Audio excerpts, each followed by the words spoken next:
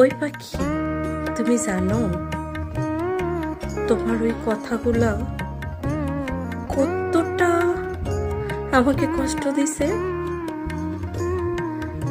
পাখিরে, তোমার প্রতি আমার কোনো অভিযোগ নেই। আমি ওই আল্লাহর কাছে, আল্লাহ তোমাকে ভালো রাখো, আমার কোনো অভিযোগ নেই। কিন্তু জানো পাখি,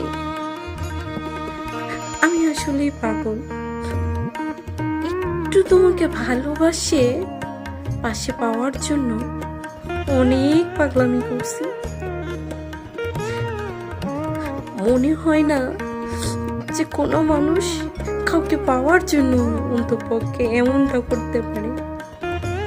পাখি, তুমি সব ভুলে গেছো। আমি তোমাকে মনে করাতে চাই না পাখি, কারণ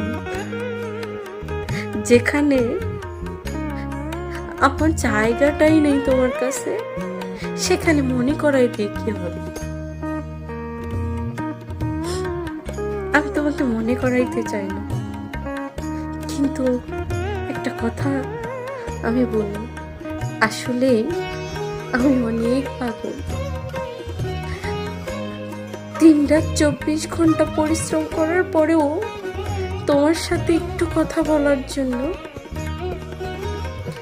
পাগলের মতো তোমাকে ফোন দিই, কিন্তু তুমি সব জায়গায় কথা বলো, শুধু আমার জন্য তোমার একটু সময় হবে। দিন শেষে যখন সবার সাথে কথা বলা শেষ, তবুও পাগলের মতো জেগে থাকি যে একটু কথা বলি। ওইটা সময়ও আমি তোমার পাশে থাকার চেষ্টা করি। আমার নিজের ঘুমটাকেও চোখে দেখি না যে আমার একটু ঘুমের প্রয়োজন। কথা বলার জন্য পাগলের মতো থাকে।